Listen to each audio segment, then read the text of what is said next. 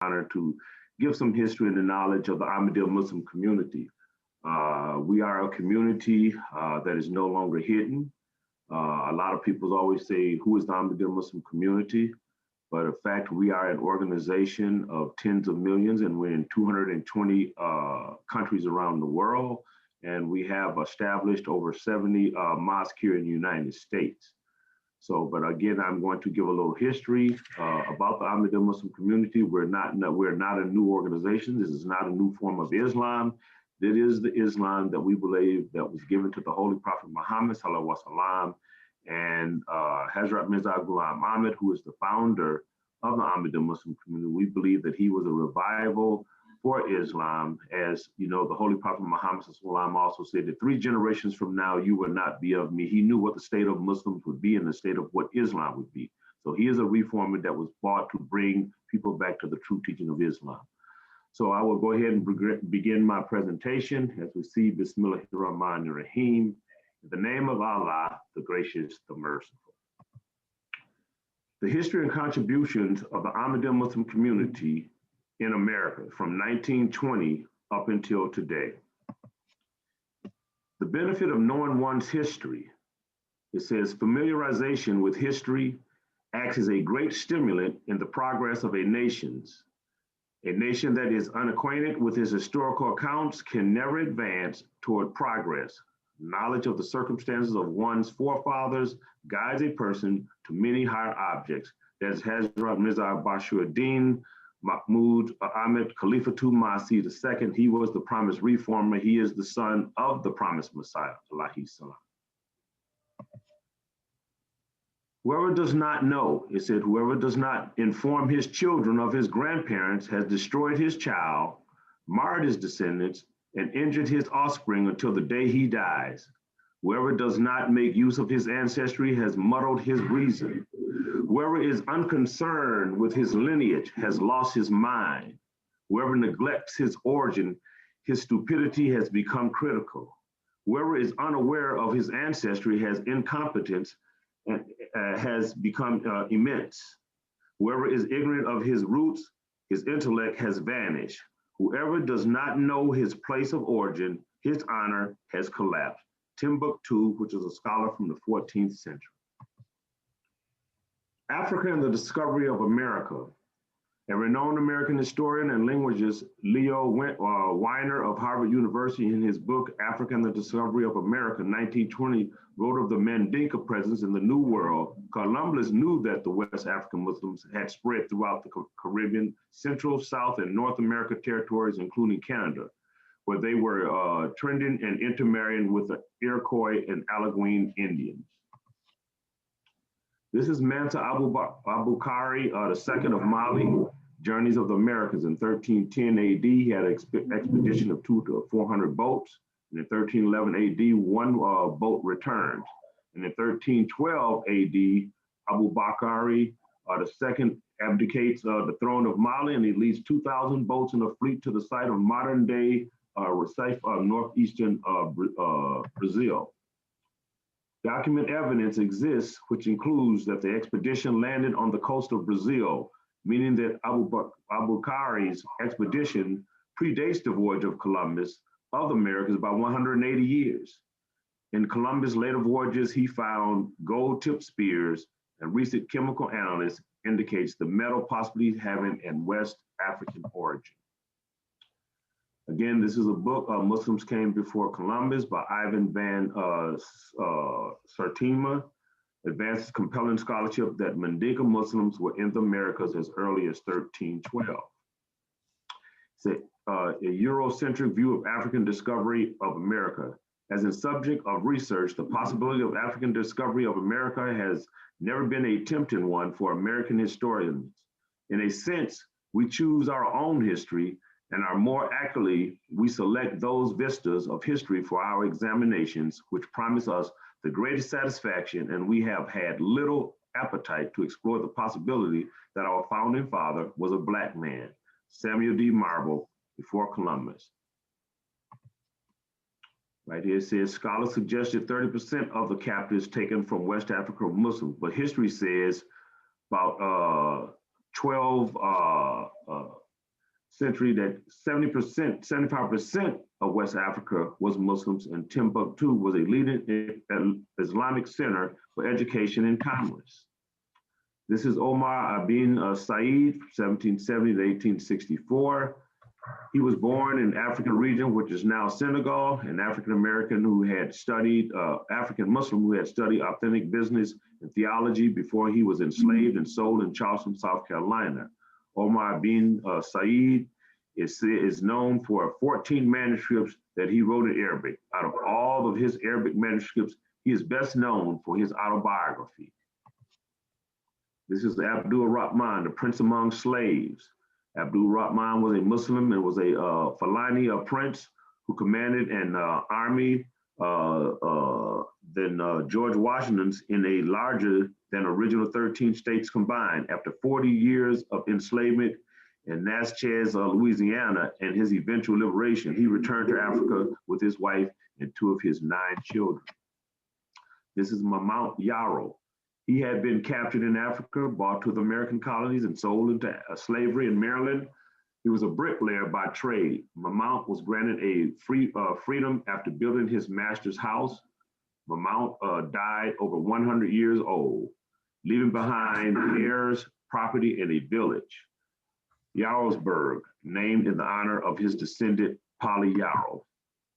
So who is the Ahmadiyya Muslim community?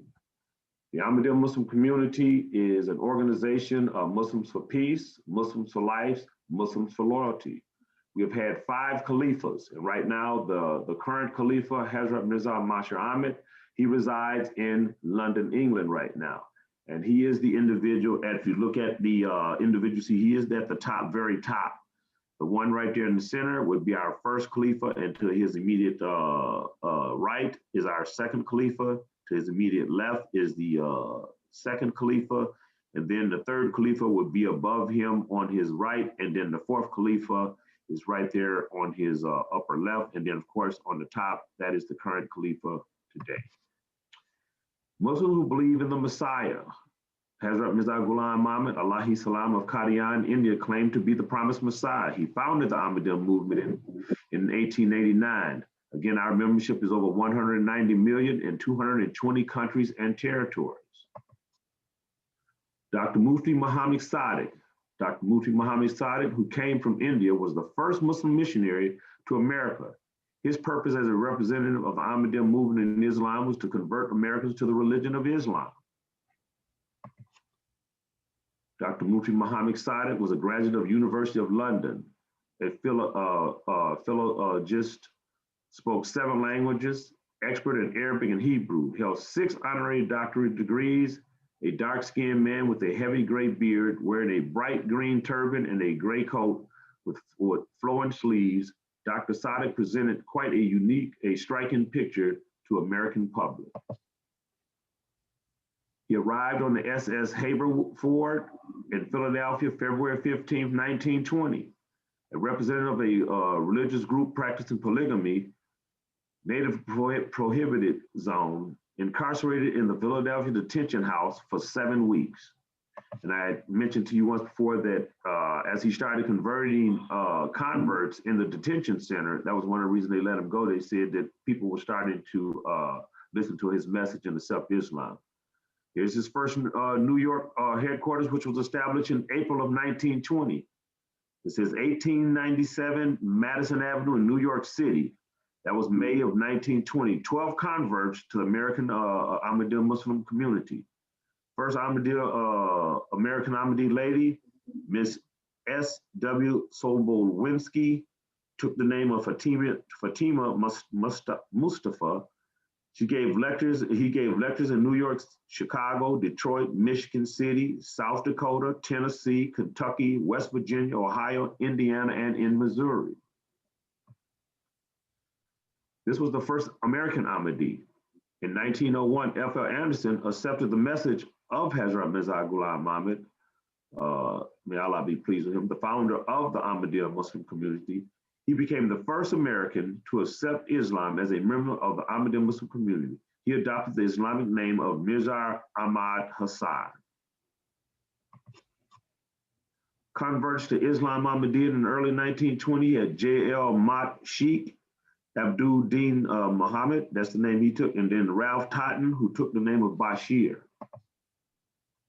These are some early other converts to Islam Ahmadiyya. Fatima Mustafa, who I mentioned to you, and then R.H. Rockford took the name of Hamid.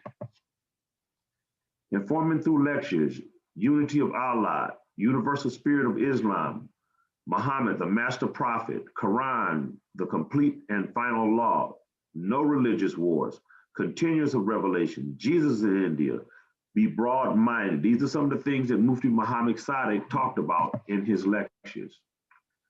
And in Detroit and Highland Park in June of 1920 through 21, he had 5 lectures with the UNIA, which was Marcus Garvey's organization.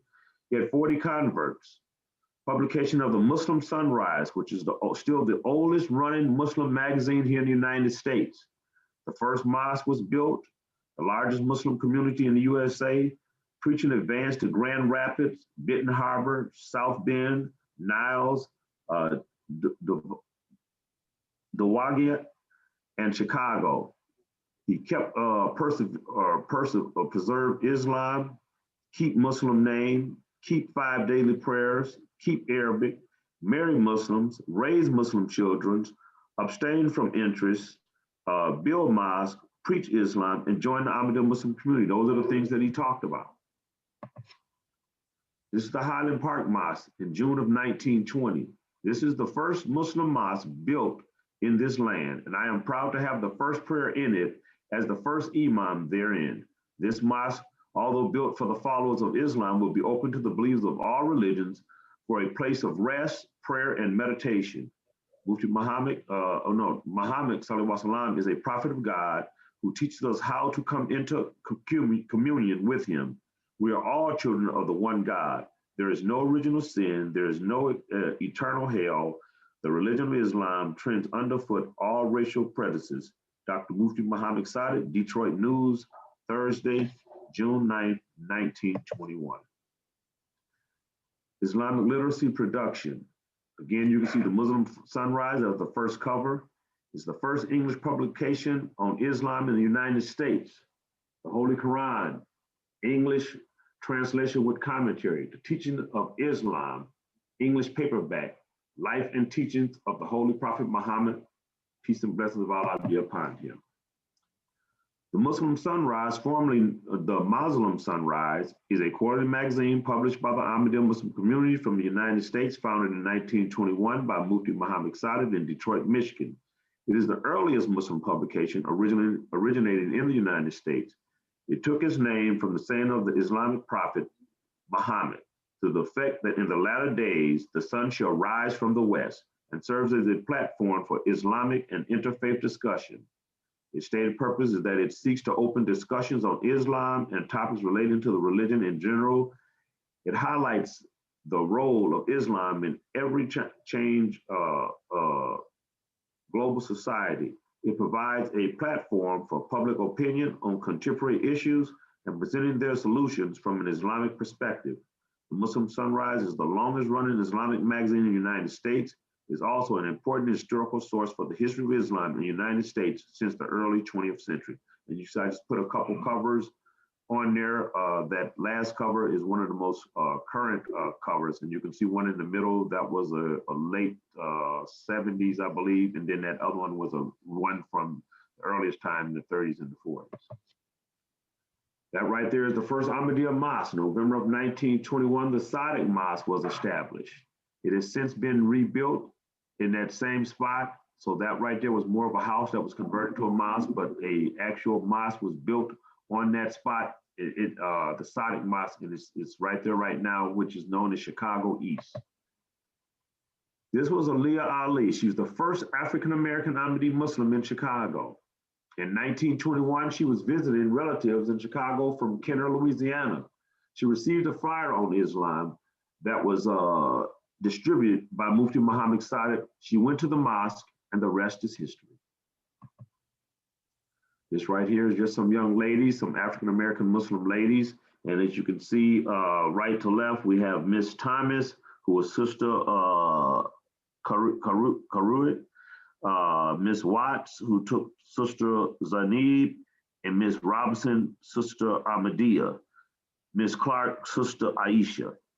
So those are 4 African-American sisters who were accepted in 1922. This is Sheikh Ahmad Din. He was the first African-American Muslim missionary in 1922. He was appointed missionary to the St. Louis, Missouri Jamaat. An article in St. Louis Dispatch report that 100 people accepted Islam through Sheikh Ahmad Din during the first 6 months of his mission in St. Louis. This is Ibrahim Khalil. When Ibrahim Khalil heard about Ahmadiyya and the claims of Hazrat Mirza Ghulam Ahmad, may Allah be pleased with him, he went to Chicago from St. Louis to meet the missionary. He joined the St. Louis Ahmadiyya Muslim community in 1930. Scholars say Ibrahim may have been the first Native American to become an Ahmadi Muslim. This right here are members of the Ahmadiyya Muslim community St. Louis in 1940. This right here is Abin Yamin Benjamin Ledbetter is one of the earliest members of the St. Louis community. As a small child, he witnessed the 1895 solar and lunar eclipse prophesied by the Holy Prophet Muhammad years later. He happened to read the claims of Hazrat Mirza Ghulam Ahmad, may Allah be pleased with him. Ahmad said God manifested the eclipse as signs of the truth of his claim as the promised Messiah. Astonished, he took it in a clear sign and accepted Ahmadiyya in true Islam. This is El-Haj Rashid Ahmed. El-Haj Rashid Ahmed was born in 1923 in East St. Louis, Illinois. He accepted Ahmadiyya in 1947 in Chicago. At the time, Imam Bengali was the missionary in Chicago. El-Haj Rashid Ahmed is one of the most effective members of the community when it came to Tabligh and was known for his honesty. He was affectionately called Mr. Tabligh by his companions for his unshakable service to the spread of Islam and Ahmadiyya. Hazrat Muslih Maud indicated his desire around 1947 for an American Ahmadi to come to Rabwa, Pakistan, and dedicate his life to study the propagation of Islam Ahmadiyya. Rashid Ahmed leapt at the opportunity and was fortunate to be selected for the honor. He stayed at Rabwa for 5 years, and having been trained and at the aegis of Hazrat Muslih Maud, who was the second Khalifa, he became the first American missionary of the Jamaat. A friend, Abu Hanif, recalls he was our national hero. El-Haj Rashid Ahmed is also my mentor. He's the one who brought me into Islam Ahmadiyya. I was following mainstream Islam.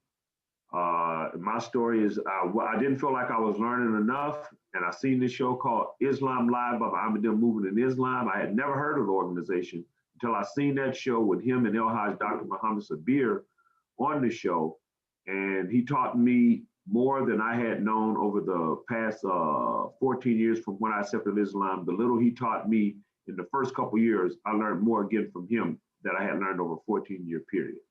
So I follow in his footsteps. He is my mentor. So everything I try to do, I always think of what would Mr. Rashid do. And just to tell a quick story, one of the things Mr. Rashid, put it back on there. He said how he accepted is he was in Chicago and a guy bought him a flyer saying, here I'm here to give you the good news. And what's the good news? That Jesus Christ didn't die on the cross.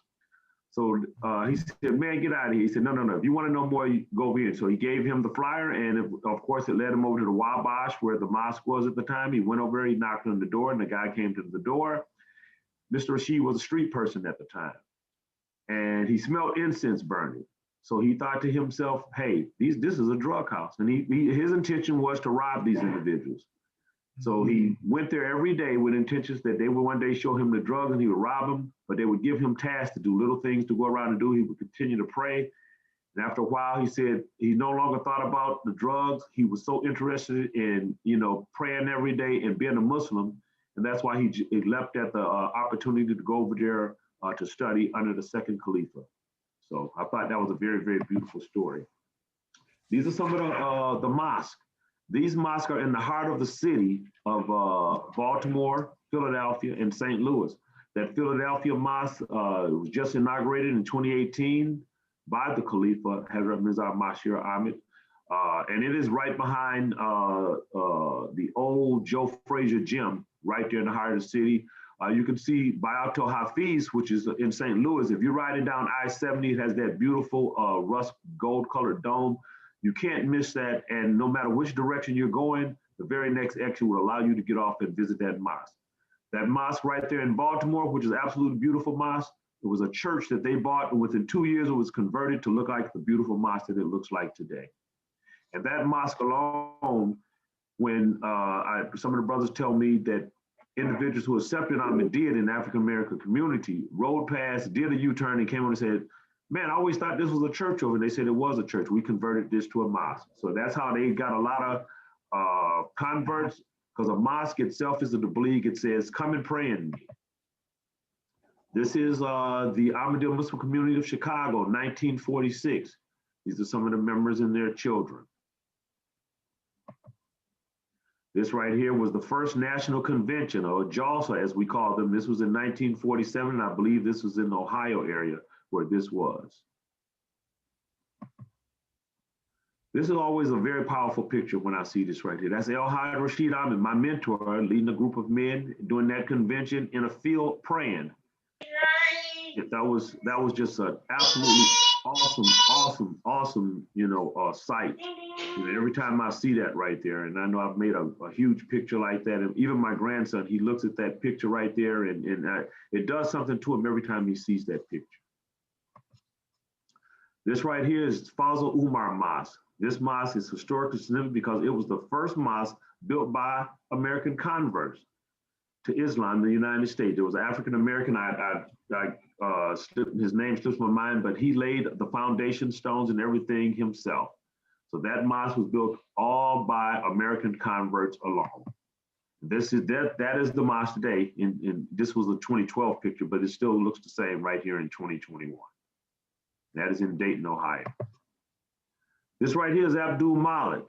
He was the founding member of the Ahmadiyya Muslim community in Milwaukee. He came to know about Ahmadiyya in 1946. For 2 years, he would drive every weekend from Milwaukee through Jim Crow cities and counties to Ahmadiyya headquarters in Chicago for Islamic education. He would get his education, his literature. He would come back to Milwaukee and he would hold Juma, and he would hold meetings in his little storefront, which was the very first mission house they had here in Milwaukee. This right here is Mubaraka Malik. She was the wife of Abdul Malik, a community activist. Sister Mubaraka Malik was a GOP 5th District Republican congressional candidate. In September 30th, 1974, she became the first African-American Muslim lady to meet with a sitting president of the United States. She met with then President Ford to discuss national problems. While at the White House, she presented him with a copy of the Holy Quran. That is a very historical picture because I don't think no other African Americans have visited in the sense to give a Quran. I know we have been there since, but nobody has sat with a president and actually was able to give him a Quran as what she did. That's very historical right there. Nuruddin Mosque of New York, the Islamic education, intellectual, moral, spiritual, good-centered values. This was again a mosque that was in New York. Bakhtir Kadir Mosque, School of Milwaukee, intellectual, moral, spiritual, God-centered values. When I first joined the organization, that school was still in effect at Bakhtir Kadir, the mosque that I belonged to. We had some of the teachers, some of the sisters were the teachers. El-Haj Rashid Ahmed, he was one of the individuals there. Dr. Muhammad Sabir, who was a karate instructor and sensei. His wife, and along with a few sisters, were the teachers, and one was the principal there at the school there. These are American Ahmadiyyas who were martyred. Our dear brother, Dr. Muzaffar Ahmed, was martyred in Detroit, Michigan, August 8th, 1983. And Mahim Kareem was martyred in Chicago, 2003, as a result of an armed robbery. He had a barbershop there in Chicago, and as it was getting ready to close, people came in and robbed him, and he was murdered. This is Ali Raza. He was recruited by Abdul Malik from St. Louis. Ali Raza initiated the Kenosha, Waukegan, and what is now known as the Ahmadiyya Muslim Community Zion. Yeah, we have a mosque there in Zion, so he was one of the important members of that mosque. As you know, one of the things, down there with that mosque down there, the individual, now all of a sudden his name slips my mind, but he was a Christian and had a lot of followers at that time. And he had a duel with the promised Messiah, and he actually passed away before the promised Messiah. And that would tell which one whose message was right. This right here is Sultan Abdul Latif. He was a researcher, scholar, author.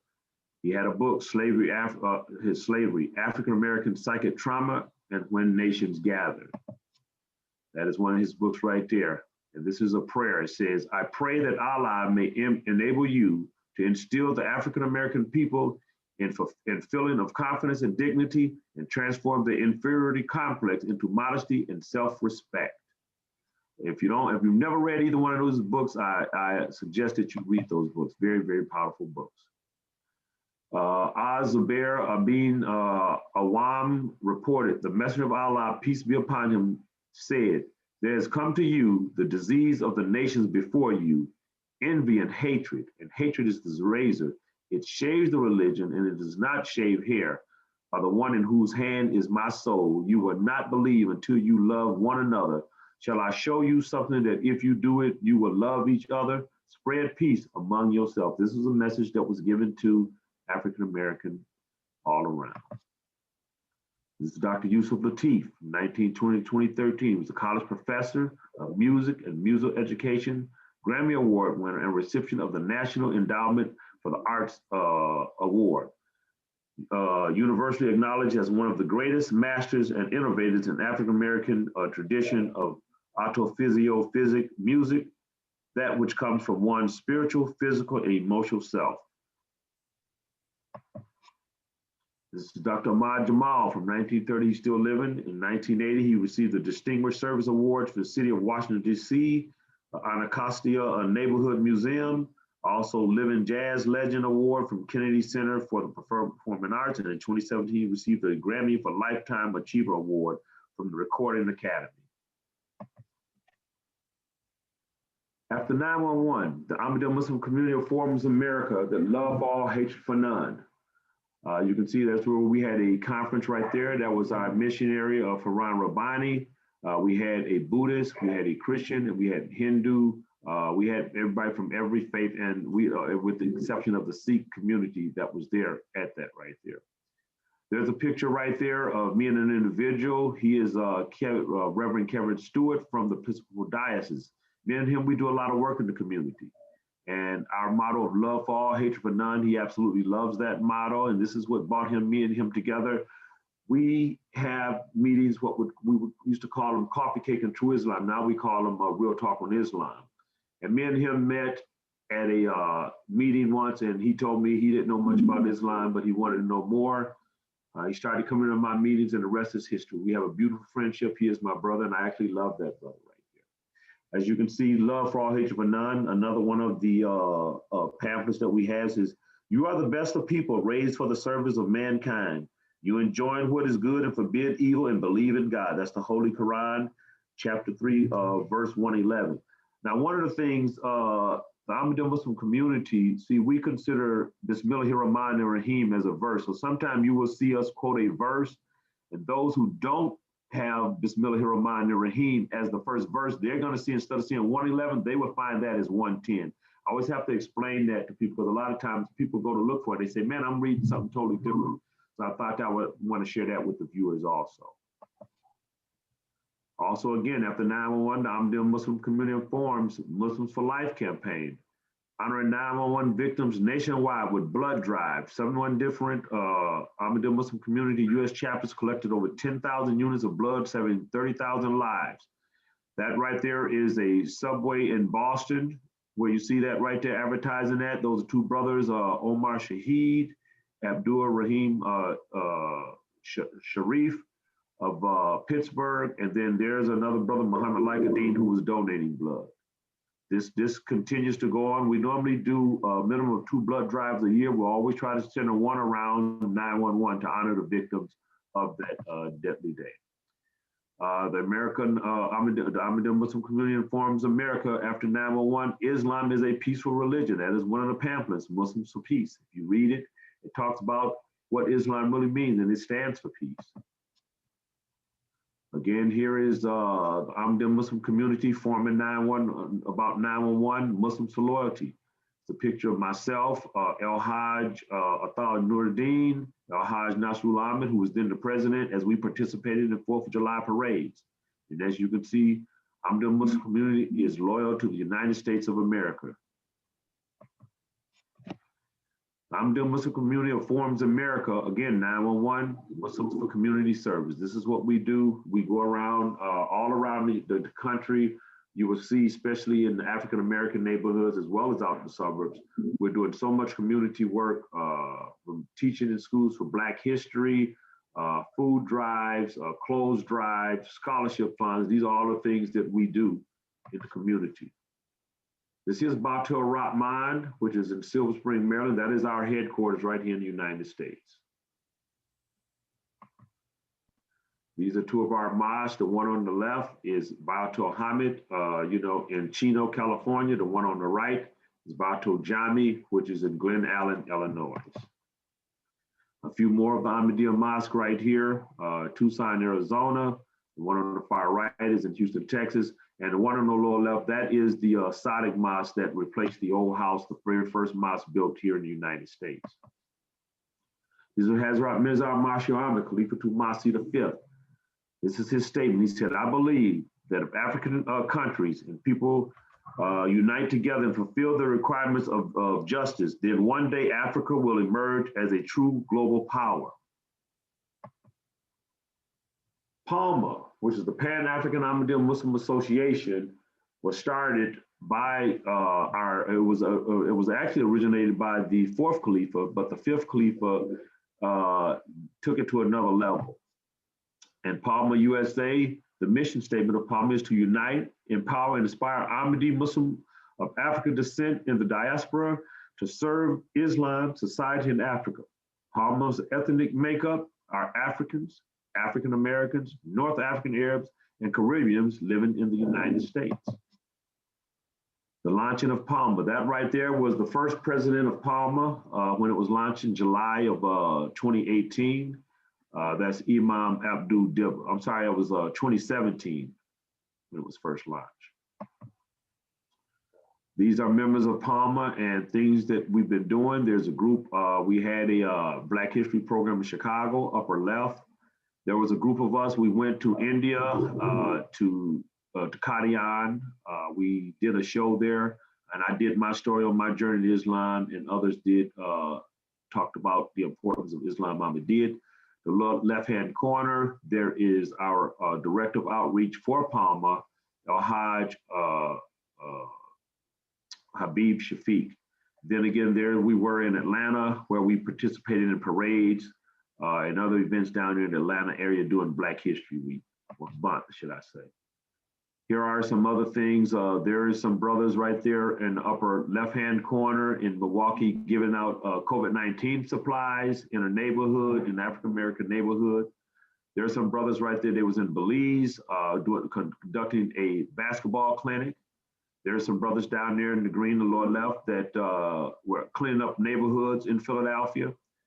There's myself, along with one of the schools that we adopted. We give out the $500 scholarship funds to a deserving young man and a young woman.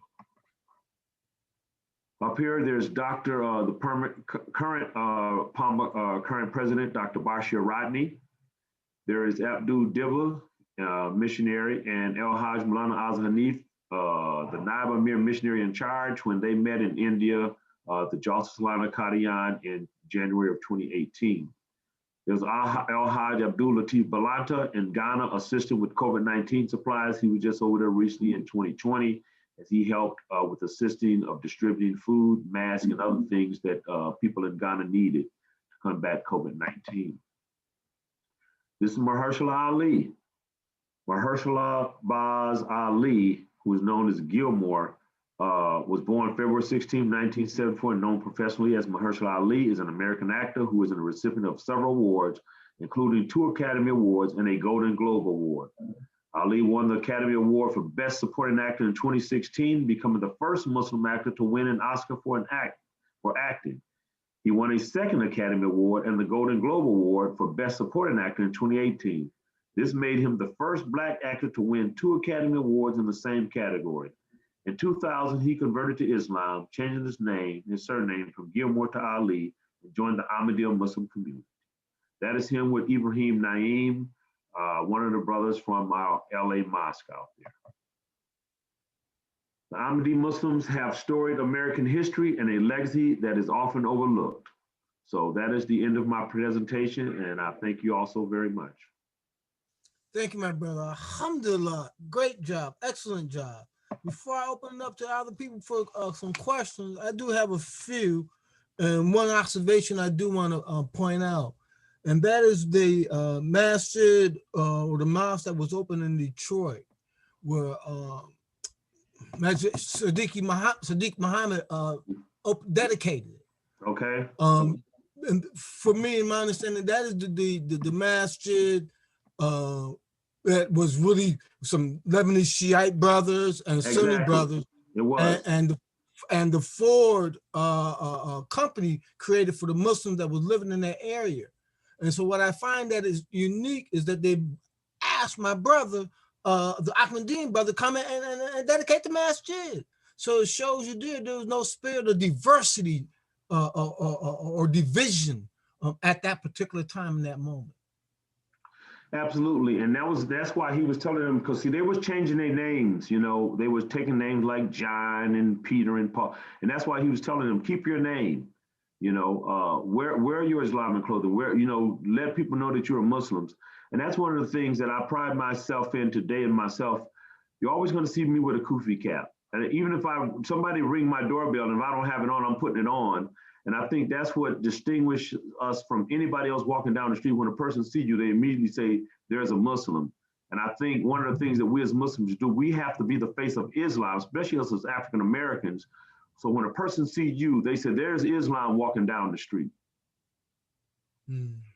Very good, very good.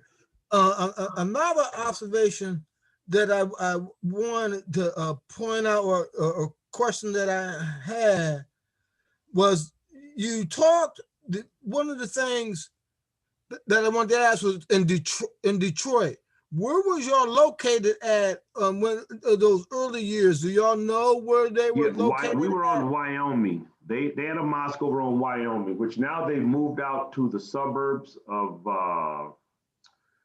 out there in near Bloomington out there, near Pontiac. You know, that's where our mosque is now. But originally we had a mosque right. The building is still there in Wyoming. I believe we still own that building. Reason why I was asking, because when you look at in the 1920s, at that masjid, at the dedication of that masjid, who was there was Dusi Muhammad Ali, who was an editor, diplomat, and a Muslim, but he's the one that when Marcus Garvey was in England, he worked for Dusi Ali.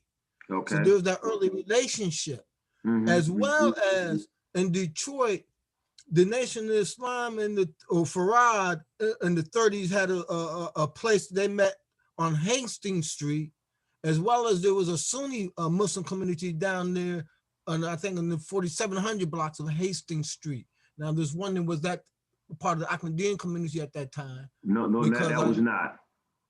Okay. And then the other thing is that I noticed that, and I'm not sure if it was the first one available, but a lot of the early communities used the Ahmadiyya, Maulana Muhammad Ali's translation of the Quran. Yes. Was there any particular reason? Was there any particular reason why you was aware? No, there's no particular reason why we use that, because we have. Not y'all. The Nation of Islam used Maulana Ali. Right. Other communities use Maulana Ali's translation of the Quran, especially in the early years before Yusuf Ali's translation came out. Exactly. Do you think that was just primarily due to y'all work, the dawah work? One of the reasons why is because, like, say, that Elijah Muhammad studied under Mufti Muhammad Sadiq. And, history says that Fard Muhammad actually was of Pakistani and Malaysian descent, that he knew about Ahmadiyya. And I mean, that could be one of the reasons why he had that, because the brand of Islam he had studied under means that he would have been over there during that time, and that would have been the translations would have been of that from Maulana Saab. So. Okay. Very good. Okay. Bismillah ar-Rahman ar-Rahim. We'll open up. Anybody has any questions, just raise your hand and we'll try to acknowledge it.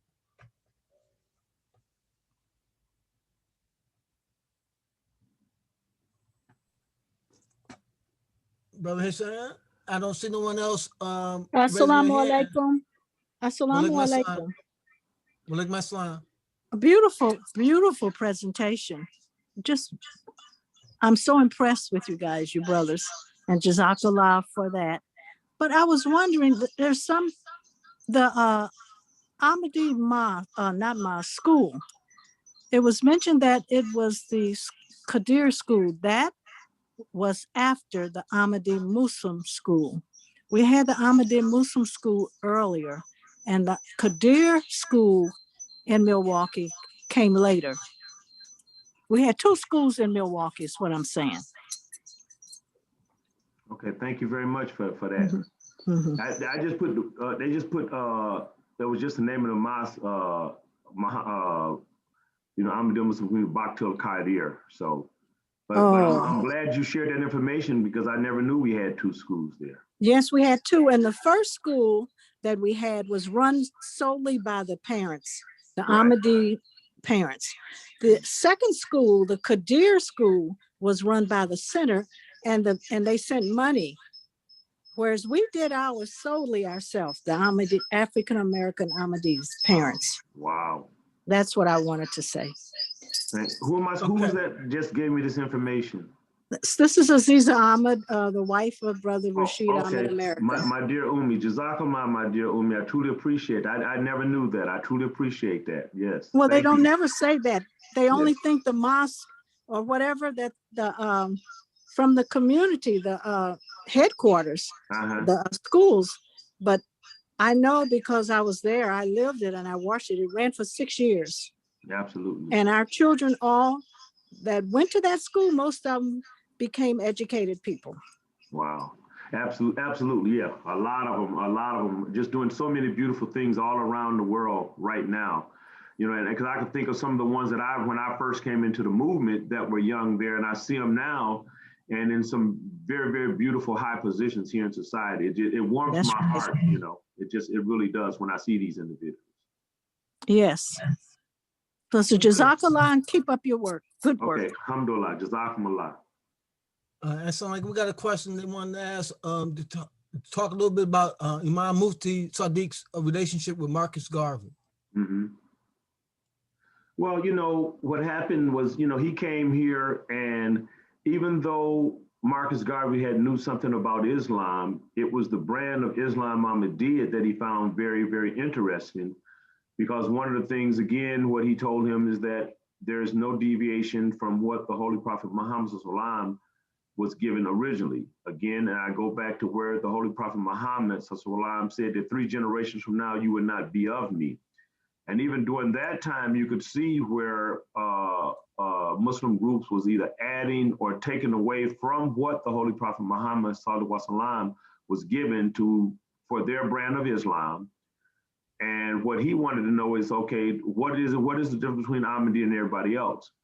And what I'm starting to see, and even today, as people begin to know more about Islam Ahmadiyya, they see when they really start doing research on Islam, they say, wow, this is the brand of Islam that the Holy Prophet Muhammad was given versus somebody else who added or took something away. And this is what Garvey did. And they had a very good working relationship. This is why he allowed him to come in and talk to his members, because he felt like, hey, this gentleman right here, he can not only educate me, but he could educate my members on what Islam truly teaches about the love, the peace.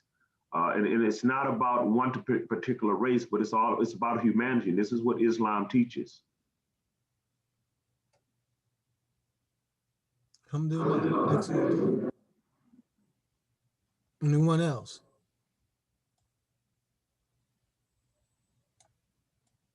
Did somebody responded said that the reason why the Maulana Muhammad Ali version was well populated and used because the Ahmadiyya had the first English translation of the Holy Quran in America. Well, that's true too. Yeah, and I apologize for not saying they did have the first English translation here in the United States. Yes. Now, what I like, one of the things did for me, my door to Islam became a little bit different, but I see a lot of similarities. And one of the things that I like with the Maulana Ali translation, especially with the Bismillah or with the name of Allah, you know, they put emphasis on that Bismi as being meaning with the name of Allah. Yeah, you know, exactly. and Imam Waqti Muhammad did the same thing. He put emphasis on it's really with the name of Allah, not in the name of Allah. You know, but we still in America we say in the name of Allah. But in their commentary or breakdown within the message is that they do break down the Bismi or this as being with the name of Allah. Yeah, and also, so we have the 5-volume commentary of the Holy Quran, and I don't know who else have them, but it takes 5 books to really break down the Holy Quran. Like when you read Al-Fatiha, just the first verse alone, you'll see it will take up 2 pages just to explain the first, the verse, the Bismillahir Rahmanir Rahim. And then even when you go to Alhamdulillah Rabbil Alameen, it starts breaking down the attributes of Allah and how they were put together and the meaning of them. I mean, it do. Yeah. It do. No joke. Yeah, exactly. So, matter of fact, there's a couple of different type of translation. Matter of fact, I before we even go there, another thing, I see you got a lot of masjid, Faisal Masjid, and I see that you did not mention the Al Faisal Masjid in Washington D.C., which was established in 57. Right. Yeah, I didn't put that down on there. Yeah, I just put a few things down on here, but that mosque is still standing because that is still our headquarters in Silver Spring. So, but we do have it's still a small mosque, but there are still a lot of individuals that attend that mosque there. But now most of them have moved outside of DC, so they're either in Potomac, they're out in Silver Spring, even in Baltimore, or the surrounding areas where we have about 4 or 5 mosques in that area. And then even in Chantilly, Virginia, Mashour, Virginia. So, people are spreading out now. Now, let me ask you a question. Have you all been able to bridge the gap or the divide among some of the Muslim communities that exist? And what year did the division came about?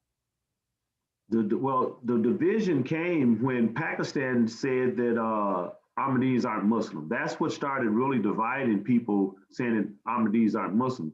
But now, what year? I believe that was in 1974. It was 1974 where the Pakistani government came along and said that, hey, Ahmadis are not Muslims. And they actually wrote up something. And after that, you had other Muslims that joined in with them, starting to say, yeah, Ahmadis aren't Muslims. But now the world is starting to see, because what does Ahmadis do that others don't do? We pray 5 times a day.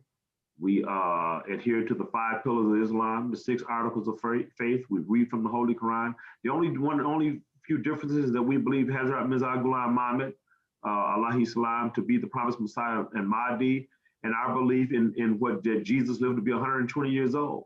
Those are the only 2 different things that they can say that we believe a little bit different. Some believe that, everybody have their little difference in the belief of Jesus.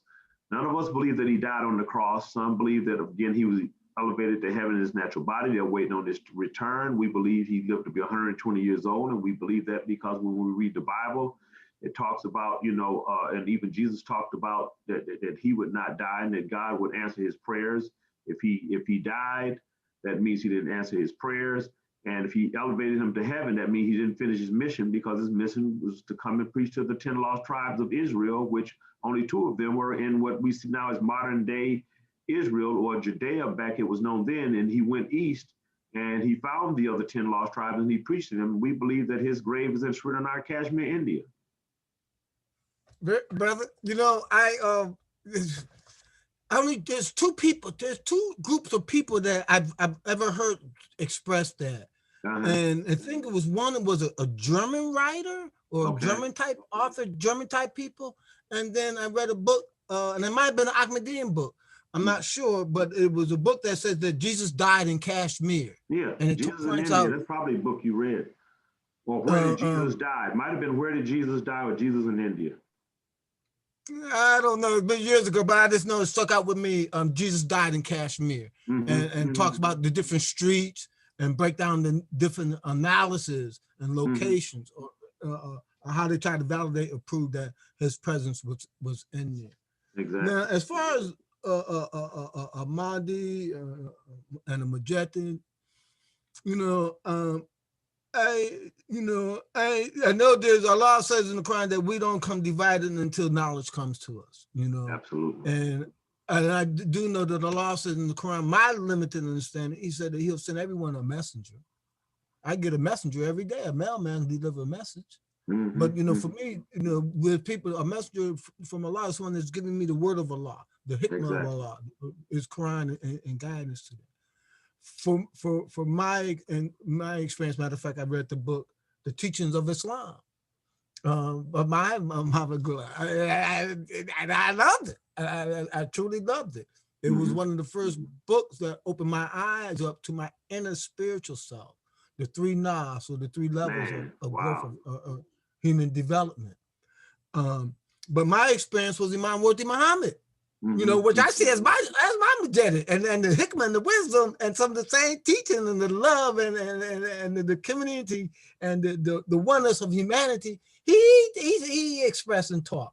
And some of the vision or the isolation as what y'all experienced, we experienced. So I had that sense of brotherhood or camaraderie upon this. And to tell you the truth, and further investigation, we hear the story about Abdullah ibn Rabah during Prophet Muhammad sallallahu alaihi wasallam. We hear about the Prophet having the vision or hearing his footsteps. Hadith about hearing Bilal's footsteps ahead of him in paradise. And then the Prophet questioned Bilal, what did he do? And he said, I ain't do nothing special, but pray after every wudu. But he was a praying man. And then he was also a person that called everybody to prayer, all humanity. He was also a trusted human being that gave the community treasure, the charity. So these are some of the same roles that we have as African American people. But then the other story about Bilal is that during after Prophet Muhammad sallallahu alaihi wasallam passed, there was pressed upon him to take beta or take allegiance to Abu Bakr. And he did not agree to do that. He thought that was innovation.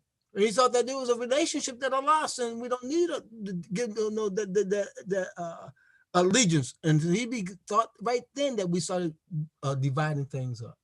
So we see this throughout the Muslim world, the division and the hatred and the problems of our division and our hatred that things have caused.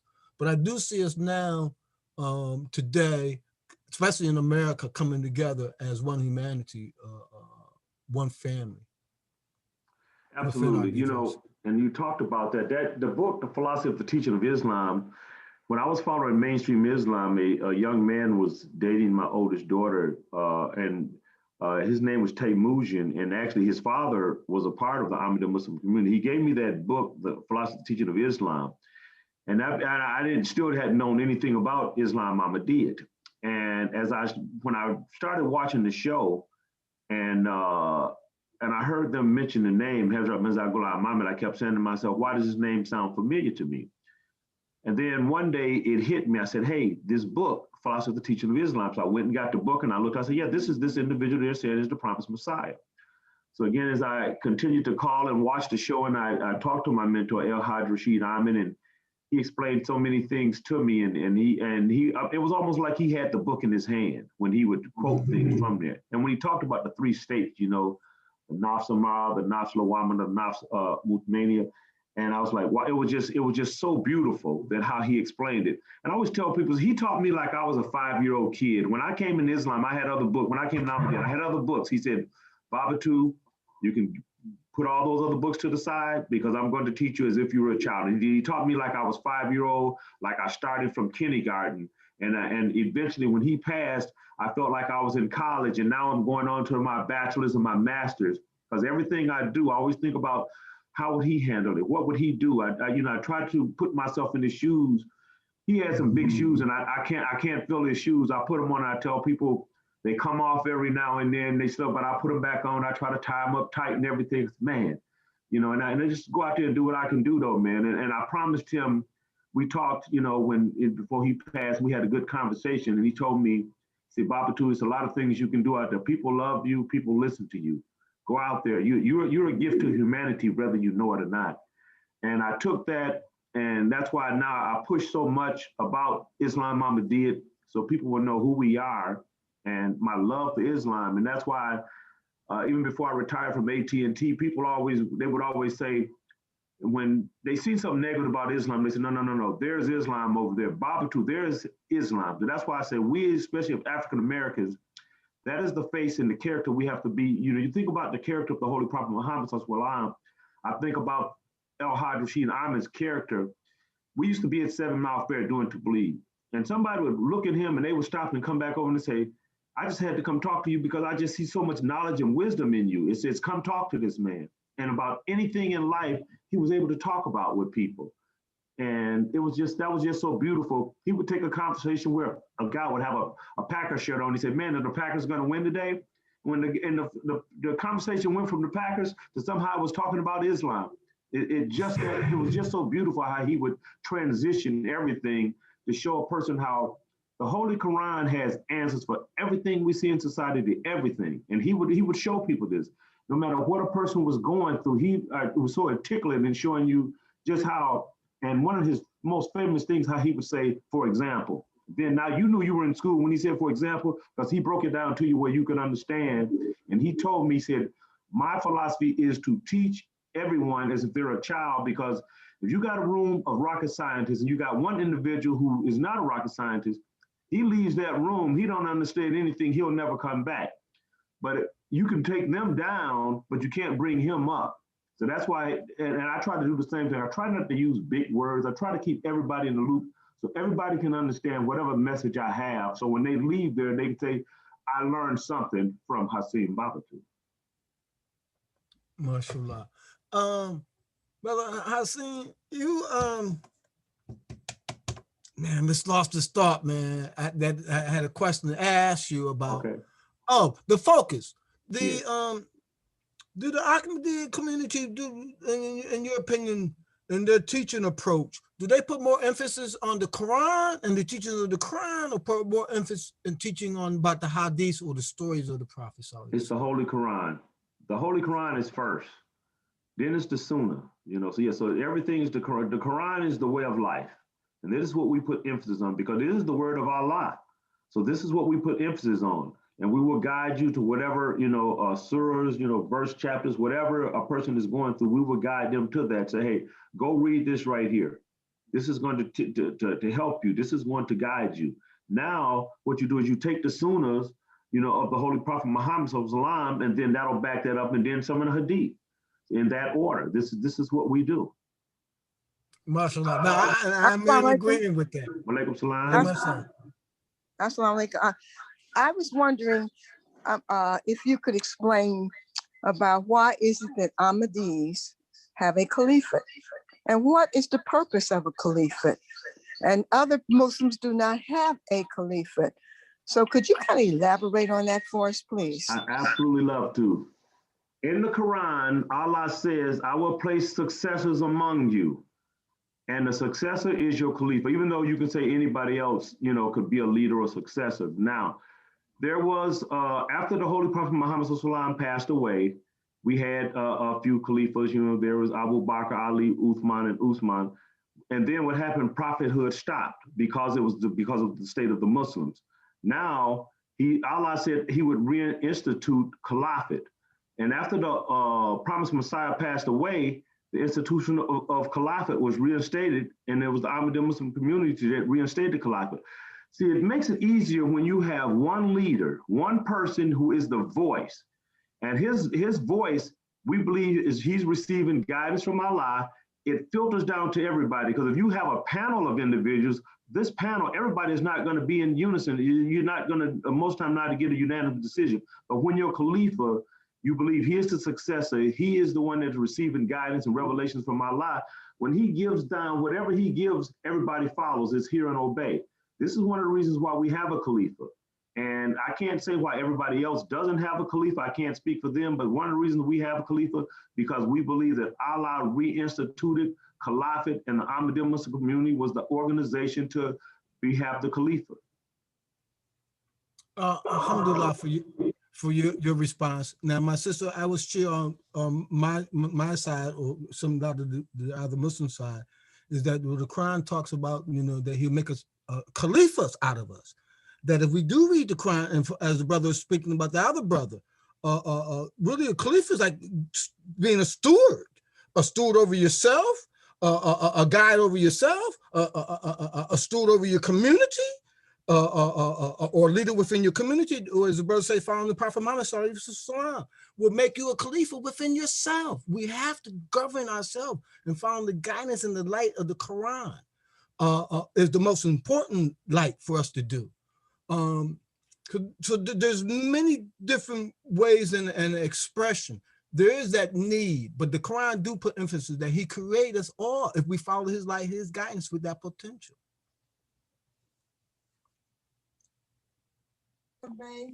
Assalamu alaikum.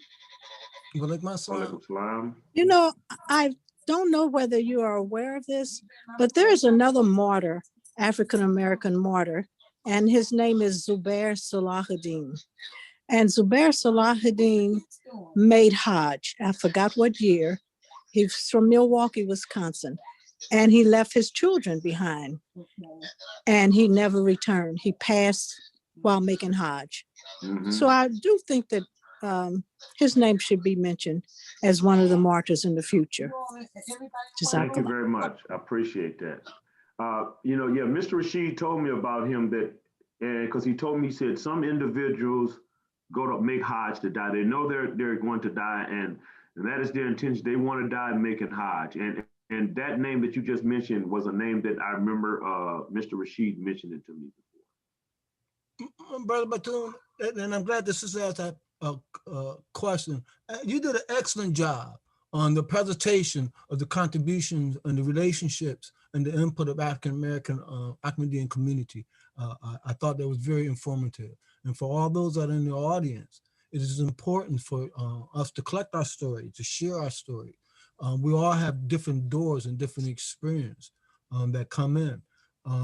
I've heard one brother break down the story about Yusuf in the Quran. Some of them see the story about Yusuf in the Quran as far as the going to jail, suffering, being enslaved, controlling, self-control. But he shared the story about Yusuf is more of a story about a father's story. It is the story about Jacob, and then when he told his sons to go into Egypt, not to enter by the same door, that we may come to the same source, but may come through the different doors, and we have to allow for that diversity and the beauty of that diversity. So it is important to tell these stories. Like you heard the brother tell the story about Milwaukee. You heard the brother tell the story. Matter of fact, you only talked about him a little bit. Bengali, I believe, the second leader here from Ahmadiyya after Muhammad Siddiqui left. You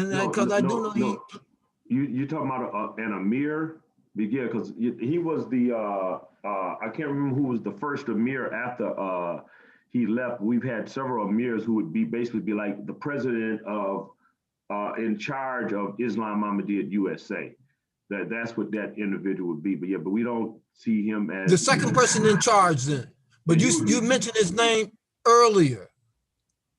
I thought you said maybe Bengali, Ben Ali. He was a missionary. He was just a missionary. He wasn't the overall missionary in charge, though.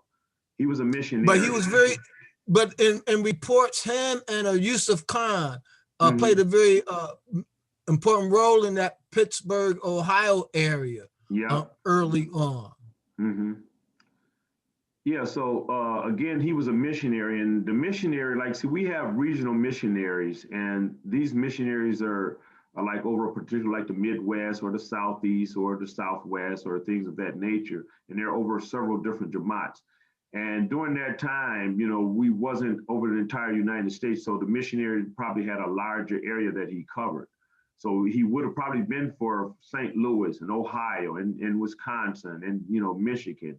And then, of course, they had to have one in the Northeast, you know, which would have been New York, you know, Baltimore, Philly, and those places over there. So, but yeah, Bengali was one who, like they said, when he was a missionary, how many just in St. Louis alone accepted, you know, within a 6-month period, people he brought into Islam Ahmadiyya.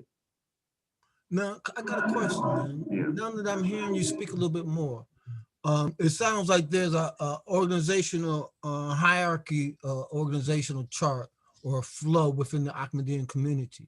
When did this organizational of flow or chart get established?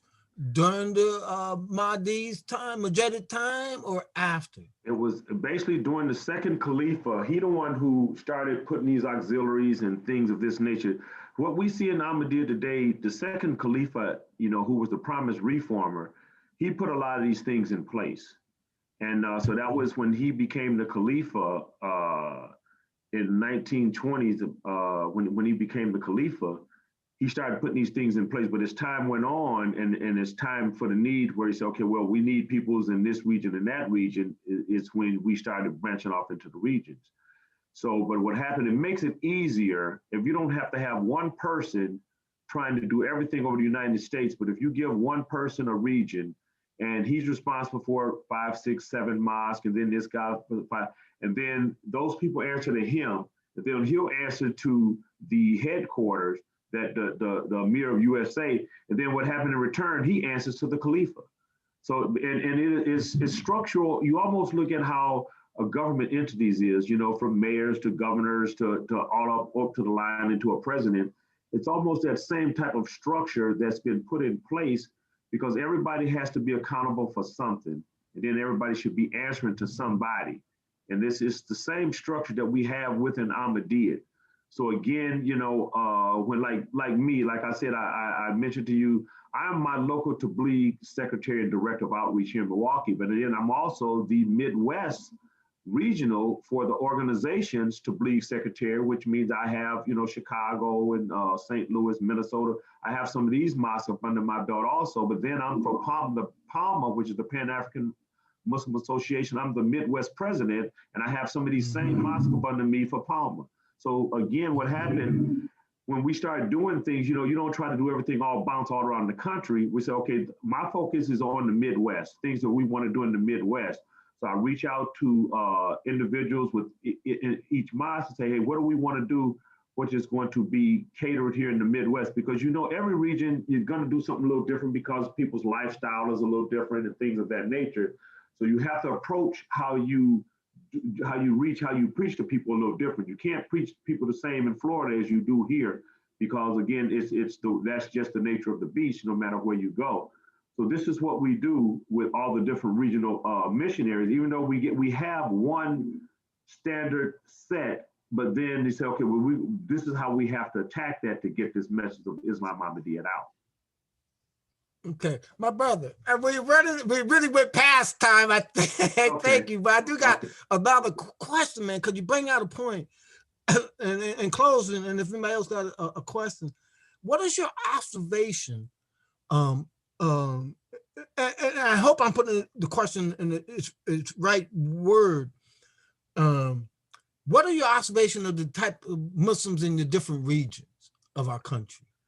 Well, you know, one of the things is like the Muslim of the Northeast and the Muslim of the Midwest. And what happened is, one thing I noticed is that depending on, it's not more the region. I think what I'm seeing more as the ethnicity, you know, of individuals, like if they're from the Arab nations, you know, or if they're from European nations, or if they're from some of the Asian nations, or then some of us of African American nations, our culture. That's you know, we tend to gravitate more toward our culture instead of that Islam. See, there is no culture should not come into play when it comes to Islam.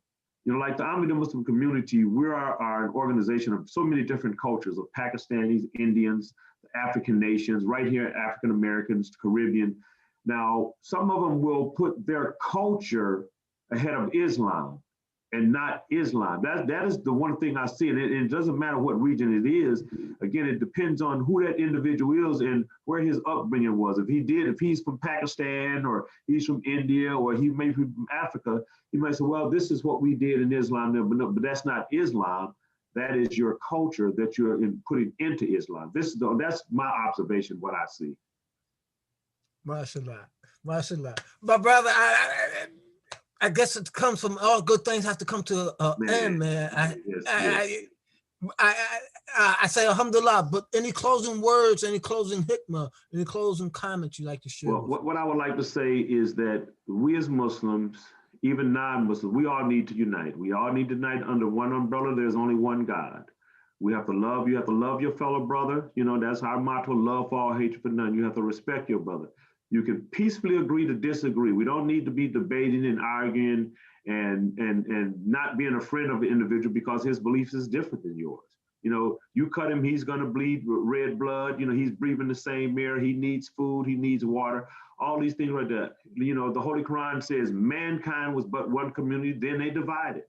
We need to, as a community, we need to unite, especially us as Muslims. I don't care if it's the Nation of Islam or those of Worth Deen or those of the Ahmadiyya Muslim community. We need to unite under one umbrella. We need to unite under the umbrella of Caliphate, because Caliphate is the next most important thing after prophethood. And that's why we believe Hazrat Mirza Ghulam Ahmad, you know, be the promised Messiah. Hazrat Mirza Mashir Ahmad Khalifatul Masih V. May Allah continue to strengthen his hands, give him the knowledge and to help mankind on this quest for peace. If we all unite under this umbrella, I think mankind as a whole will be in a much better situation. We thank you. Assalamu alaikum. I thank you, Brother Amir Muhammad, and all the individuals who joined in. Assalamu alaikum rahmatullah wa barakatuh. Thank you. Wow. And we had 22 people on, and it is recorded, and we'll put it up on Facebook soon. I appreciate it, brother. Make sure you send me that link.